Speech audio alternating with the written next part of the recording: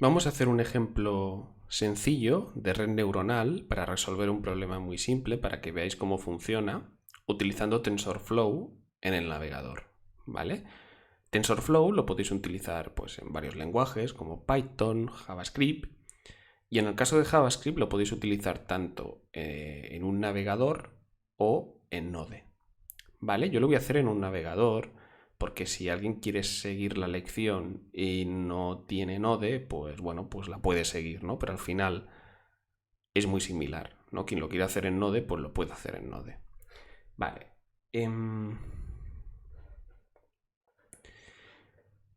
Lo primero que hay que hacer es generarse un fichero HTML, ¿vale? Yo lo voy a abrir.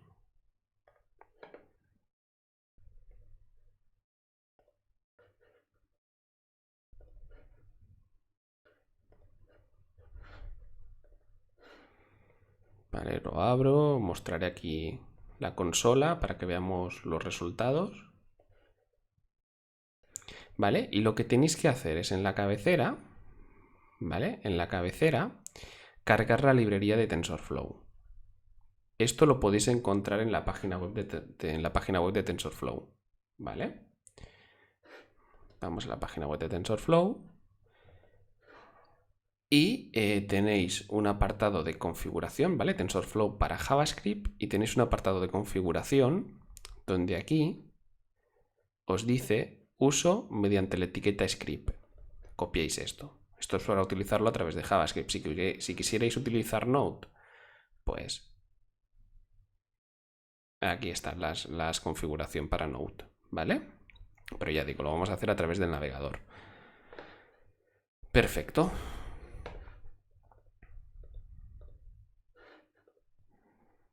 Vale. Voy a hacer esto un poquito más pequeño.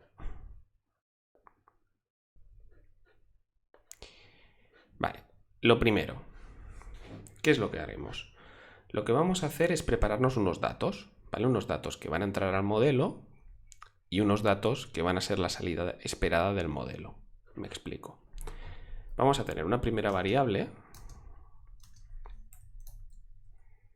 que va a contener los datos de entrenamiento, ¿vale? Un modelo se entrena a través de unos datos de entrenamiento, ¿vale? No se entrena por obra divina, sino que necesita unos datos de entrenamiento.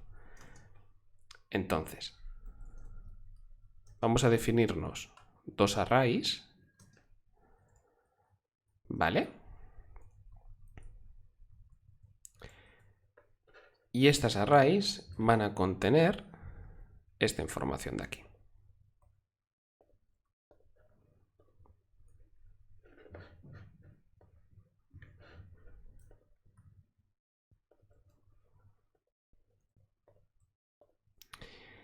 Vale, me explico.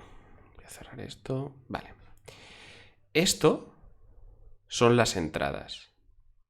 Esto, las salidas esperadas. Es decir, lo que yo estoy diciendo. Oye, modelo, si te inserto un 0 y un 0, es decir, dos entradas, quiero que me des como resultado un 0. Si te inserto un 0 y un 1, quiero que me retornes un 1. Si inserto un 1 y un 0, que me retornes un 1. Y si inserto un 1 y un 1, quiero que me retornes un 1. Aquí lo que vamos a tener, por lo tanto, es un modelo que va a admitir dos entradas y va a tener una neurona de salida, ¿vale? Si en lugar de dos valores por array tuviéramos 3, pues serían 3 entradas. Si tuviera de salidas dos valores, pues tendría dos neuronas de salida en lugar de una. Vale. Estos son los datos de entrenamiento y lo que va a hacer el modelo es aprender la tabla lógica OR. ¿Vale? Si no me he equivocado, esto debería de ser la OR. Vale. Siguiente paso. TensorFlow no trabaja directamente con matrices multidimensionales, sino que trabaja con tensores. ¿Vale? Entonces lo que tenemos que hacer es convertir estas matrices multidimensionales a tensores.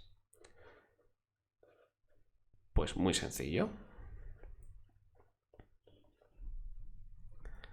Me defino las entradas al modelo, van a ser TF es un objeto que yo tengo disponible al insertar la librería. Esto es un método del objeto TF y le paso como parámetro el array multidimensional con las entradas. De esta forma me genera el tensor que va a contener los datos de entrada al modelo. ¿Vale? Y lo mismo con las salidas.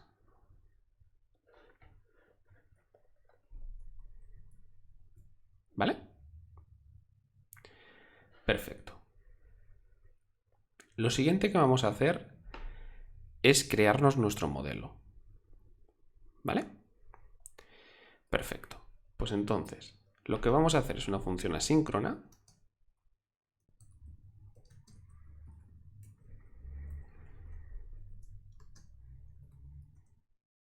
Vale, create model, yo le voy a llamar. Y dentro de esta función asíncrona, lo que voy a crearme es un modelo secuencial. ¿Vale? A través del método sequential. ¿Por qué? ¿Qué es un modelo secuencial? Pues un modelo secuencial es el tipo de modelo que estamos trabajando. Las redes neuronales tradicionales pues se componen de capa a capa, capas que están colocadas de forma secuencial. Pues es un modelo secuencial, ¿vale? Porque tiene una capa, luego tiene otra, los datos van de una capa a otra capa a otra capa, ¿vale? Son secuenciales. Luego vamos a generarnos una constante, otra constante, que le voy a llamar hidden config. ¿Por qué? Yo quiero que este modelo tenga su entrada, ¿vale? Porque tiene que tener su entrada. Luego va a tener una capa oculta y va a tener una capa de salida. Esta capa oculta se va a configurar a través de unos parámetros. Mira, vamos a crearla así. Vamos a crearla directamente. Entonces, para crear una capa, ¿qué es lo que vamos a hacer? Pues tf.layers.dense. ¿Qué quiere decir dense? Dense quiere decir que vamos a estar frente a una capa densamente conectada.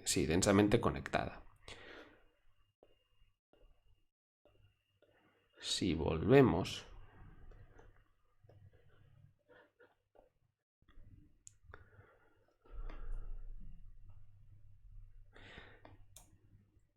esto, por ejemplo, son capas densamente conectadas, ¿vale? Donde, si os dais cuenta, esta neurona está conectada a todas las neuronas de la capa anterior, ¿vale? Pues eso es una capa densamente conectada, que es el tipo de conexión más frecuente que hay en TensorFlow.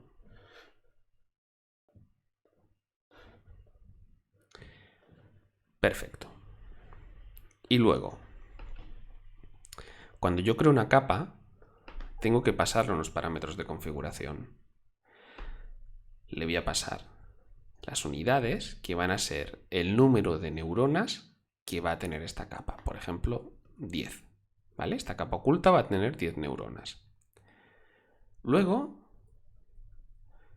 vamos a crear, a definir otra propiedad, que es un array con el número de entradas que va a recibir esta neurona. Si volvemos,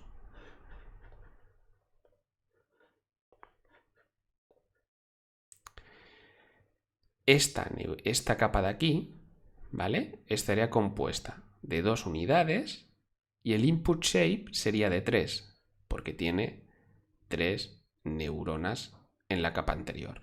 Estos son datos de entrada, pero bueno, da igual, ¿vale? Que sean datos de entrada o neuronas. Este de aquí tendría un input shape de 2, porque tiene 2 neuronas en la capa anterior.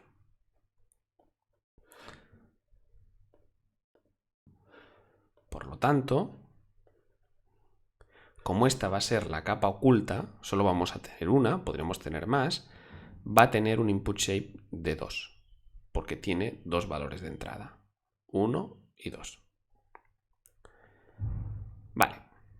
Ahora, ¿qué vamos a hacer con esta capa oculta que ya hemos creado? Pues la vamos a unir al modelo.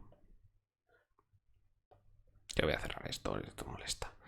Vale, la vamos a unir al modelo. ¿Cómo? Pues model, ¿vale? Que es el modelo que ya he creado anteriormente, punto add hidden. De esta forma, este modelo ya tiene incluida esta capa. Y luego vamos a hacer definir una función de activación. En TensorFlow tenemos varias funciones de activación disponibles, ¿vale? Si no especificamos ninguna, ¿cuál pone? Pues pone la lineal. Si vais a la documentación, dentro de la documentación, ¿vale? Si navegáis un poco a través de la documentación, veréis que en el apartado TF-Layers Activation, si bajáis un poquito, veréis que aquí indica todas las funciones de activación que hay disponibles, ¿vale? Aquí hay algunas que no hemos visto, porque yo me he limitado a comentar pues las básicas, esenciales y que todo el mundo conoce, ¿vale? Pues eso. Aquí tenemos las funciones de activación que son compatibles con TensorFlow. Entonces, yo le voy a poner la tangente hiperbólica. La tangente hiperbólica es una función de activación que me gusta mucho cómo actúa en capas intermedias. Siguiente. Vamos a preparar la capa oculta. Pues haremos el mismo proceso y definiremos una unidad en la capa de salida, no capa oculta, ¿vale? Definiré una unidad, quiero un único valor de salida. El input shape pues tendrá que ser de 10 porque la capa anterior, que será esta de aquí, tiene 10 unidades. Y la activación la vamos a hacer por tangente hiperbólica. Fijaos que yo aquí lo que voy a buscar es un valor que va entre 0 y 1. ¿Vale? Por lo tanto es un valor acotado, es un valor delimitado en un rango. Podría utilizar también la sigmoide, ¿vale? Lo que aquí no tendría mucho sentido quizás es no utilizar una función de activación, porque no queremos abarcar tanto rango de valores, ni utilizar una ReLU, ¿no? Si al final es un valor entre 0 y 1, pues ya está. Pues utilizamos una función de activación que me acote ahí y de esta forma el modelo pues entrenará mejor y más eficientemente. Y lo siguiente es añadir el modelo, bueno, al modelo la capa de salida, ¿vale? Siguiente paso, compilar el modelo. ¿Cómo lo compilamos? Pues model.compile, ¿vale? Y aquí le vamos a pasar unos parámetros de configuración. El primero, el optimizador. ¿Optimizador qué es? Es qué algoritmo vamos a utilizar para reducir el error. Ya hemos dicho, ya sabéis, que el más popular es el descenso del gradiente. Pues para indicarle que queremos utilizar el descenso del gradiente, le pasamos como valor SGD, un string SGD, ¿vale? Y luego vamos a indicar qué función de error queremos utilizar. Normalmente, la función de error más común es la del error cuadrático medio, ¿vale? Si la indicamos así. Pero sí que es cierto que en problemas de clasificación se suele emplear más la de entropía cruzada, ¿vale? Porque es una función de activación que funciona mejor en esa tipología de problemas. Incluso en este podría funcionar mejor. Bueno, funciona, el de la entropía cruzada, ¿vale? Es otra función de error. Ahora mismo no recuerdo cómo es el valor, qué valor tiene, pero bueno, eso está en la documentación seguramente. Lo que es muy eficiente cuando nosotros finalizamos, tenemos una capa de salida, que está activada con una softmax o con una sigmoide, ¿vale? Funciona mejor porque hace que el algoritmo del gradiente descendente funcione mejor, aprenda más rápido, ¿vale? Perfecto. Esto es difícil de imaginárselo porque al final lo que estamos haciendo es utilizar una librería y estamos creando la red neuronal con una librería, pero no estamos indagando en las entrañas de esto.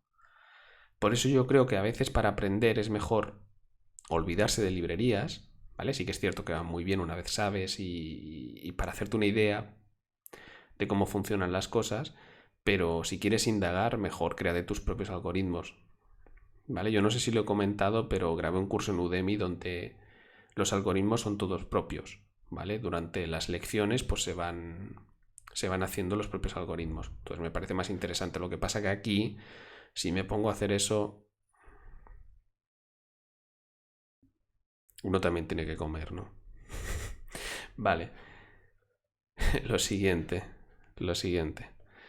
Ya la hemos compilado. Ya tenemos compilado el modelo. ¿Vale? Entonces, ¿ahora qué vamos a hacer? Vamos a definirnos otra variable, ¿vale? Que va a definir, va a designar qué parámetros vamos a utilizar para entrenar este modelo. Y aquí he puesto épocas 1000. Vamos a explicar. Realmente, ¿cómo va a funcionar esto? ¿Cómo se entrena este modelo? Pues este modelo lo que va a recibir son dos entradas, ¿vale? Inicializará sus sesgos y sus parámetros de forma aleatoria y lo que hará es recibir estas dos entradas, aplicará todos esos valores que ha calculado, esos pesos y esos sesgos, y obtendrá un resultado. Y mirará en cuánto se ha equivocado, cómo se ha equivocado, mirará cómo tiene que ajustar los pesos y los ajustará. Mirará este resultado, mirará estos datos de entrada y hará lo mismo con los datos modificados. Y verá cuánto se ha equivocado. Volverá a hacer otro ajuste. Y así progresivamente. Entonces, cuando el algoritmo ha hecho ese proceso con estos datos, con estos datos, con estos datos, con estos datos, se dice que ha hecho una época. ¿Vale? O sea, una época es cuando ha recorrido todos los datos de entrenamiento. Si yo digo que me va a hacer 100 épocas, pues lo que va a hacer es recorrer todos los datos de entrenamiento 100 veces. Y lo voy a dejar a 100. Siguiente. Vamos a hacer ahora sí el entrenamiento. ¿Vale? ¿Cómo lo hacemos? Mirad. Me voy a definir una constante, ¿vale? La cual le voy a llamar h, ¿vale? Y voy a utilizar el método, el await, ¿vale? Para que espere a que acabe todo este proceso, toda esta promesa. Y voy a llamar, para que funcione el await, fijaos que hayáis puesto que la función sea asíncrona, si no nos va a funcionar, ¿vale? Eso es un error tonto, pero bueno, puede pasar y a mí me ha pasado, ¿vale? Pues llamamos al método fit y le pasamos los inputs, los tensores inputs que están aquí, que hemos preparado aquí, los outputs, ¿vale? Y la configuración del entrenamiento. Vale, vamos a ver qué pasa. Vamos a hacer un console log aquí de h. Y vamos a llamar a la función para que se ejecute.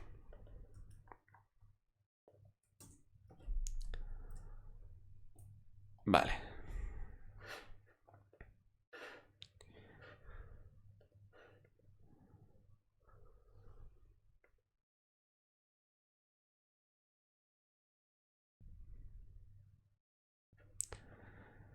Vamos a ver la consola, a ver qué nos dice.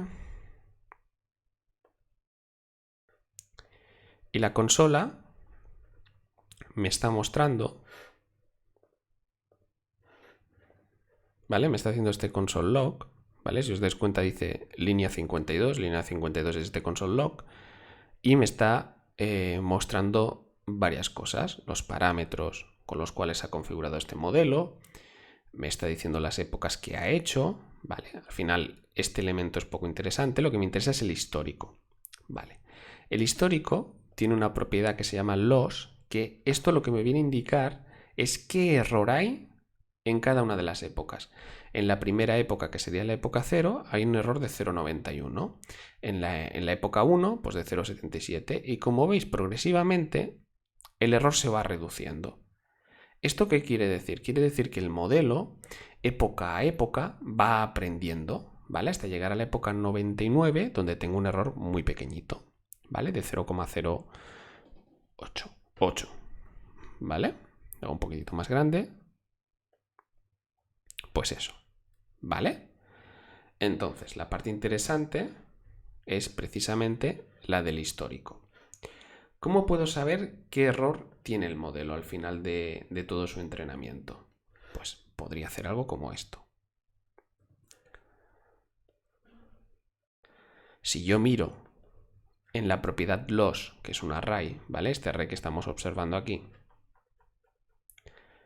miro su última posición, pues obtendré el último error del modelo, ¿vale? También es interesante observar cómo ha evolucionado este error, ¿vale? Porque puede pasar que el error se vaya incrementando, que las neuronas saturen, ¿vale? Y entonces ya tendríamos un poquito más de guerra. Vale, entonces, ¿cómo hacemos una predicción a través de un modelo entrenado? Y con eso ya acabo esta primera visión, ¿vale? Para hacer una predicción, lo que puedo hacer es, me declaro una variable y llamo del modelo al método predict, ¿vale? ¿Y qué le paso entre paréntesis? Pues le paso un tensor con los datos de entrada que quiero utilizar, ¿vale? Yo ahora le voy a pasar pues un tensor con todos los datos de entrada, ¿vale? Para ver qué tal se comporta. ¿Cómo puedo ver gráficamente un tensor? Pues llamaría la variable que lo tiene, ¿vale? Que referencia hacia ese tensor y llamaría su método print. Y podría comparar con el output, ¿vale? Esto es lo que yo realmente estoy obteniendo y esto es lo que espero obtener.